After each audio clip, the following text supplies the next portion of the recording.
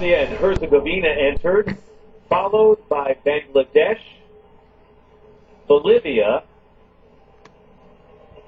and Norway, which of course is a cold weather sports power, having won more medals than any other country at the Olympic Winter Games. And the story for South Africa is Natalie du Toit, the flag bearer, an amputee competing in the open water swim, a new event here. She lost part of her leg in a motorcycle accident. True Olympian. Cambodia follows South Africa into the Olympic Stadium, and they in turn are followed by Kazakhstan.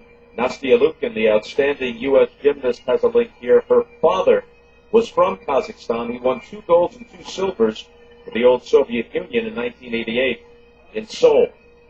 Kuwait is next.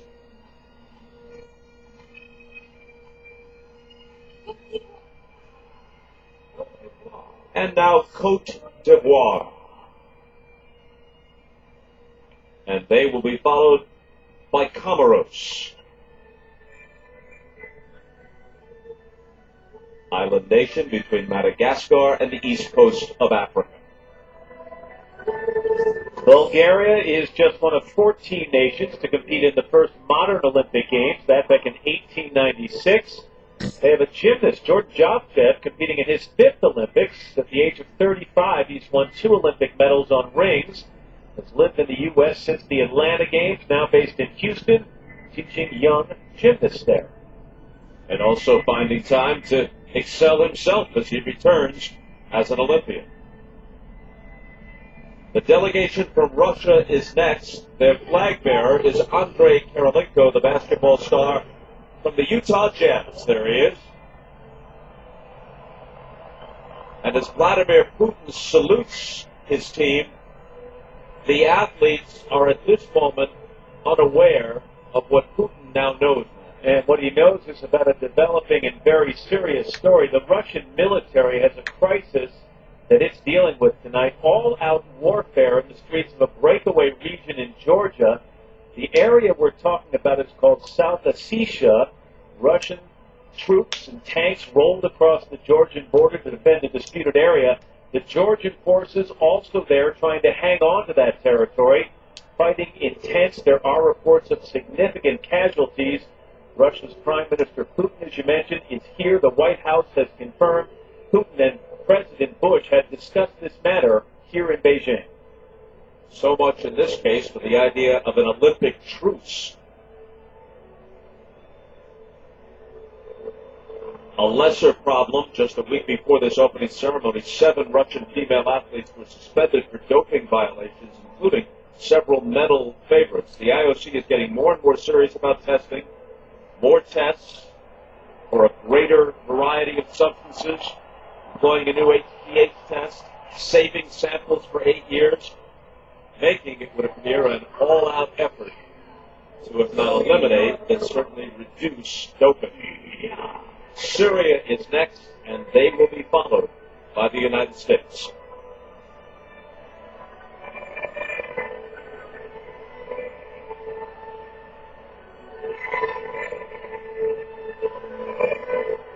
The flag bearer here is Lopez Lamont. Born in Sudan, torn from his family at a young age, he ended up in a refugee camp in Kenya. Eventually, he came to the U.S. as one of the so-called lost boys of Sudan. His talent was soon recognized. He runs the 1,500 meters. He made the team as the 3rd-place finisher in the final event of this year's track trials in Eugene, Oregon. A meaningful choice by the U.S. delegation here in China. Lopez Lamont, a Sudanese refugee, as the flag bearer.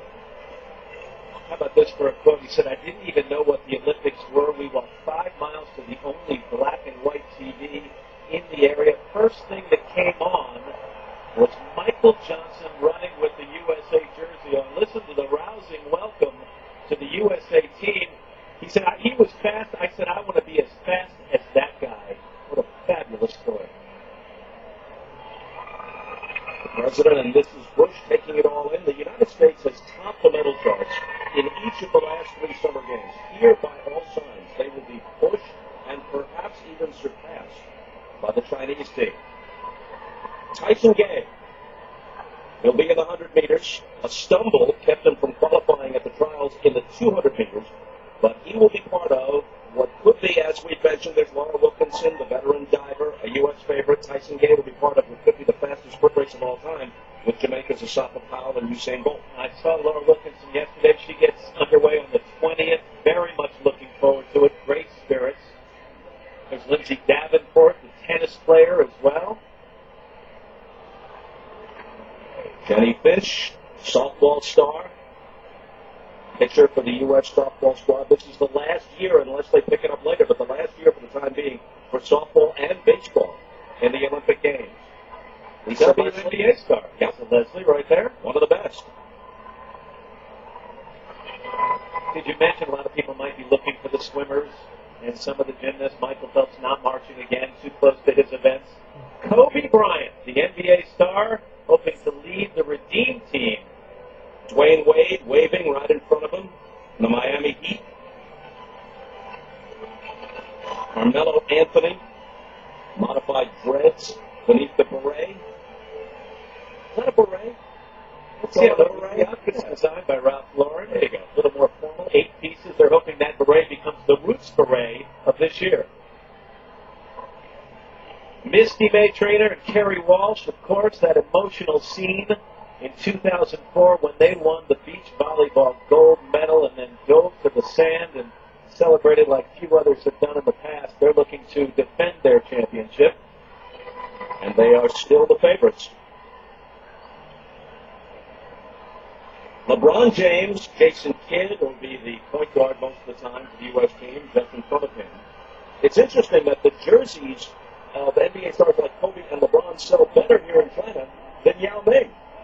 Dwayne Wade, too. LeBron was part of the disappointing team in 2004 as a young player in Athens. That was part of the reason, in fact, the entire reason why this squad is referred to not as the Dream Team, but as the Redeem Team. And how they looked in the run-up to the games. Strong.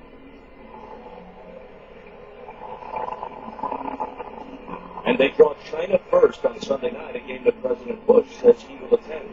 And we will show it to you live on NBC. Guess who else is attending? I have my ticket in my pocket. There you go.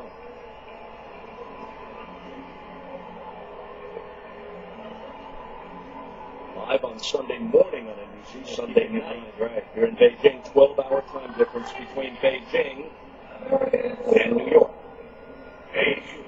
No time difference anywhere in China, though. The entire country, one time zone. Country as big as the U.S., roughly. East to west, one time zone. The westernmost portion, this time of the year, sun comes up about 8 and goes down about 11 at night. So the U.S. is in. They'll take their place in the infield in a moment, and we've got much more, including the host nation of China, as the Parade of Nations continues from Beijing.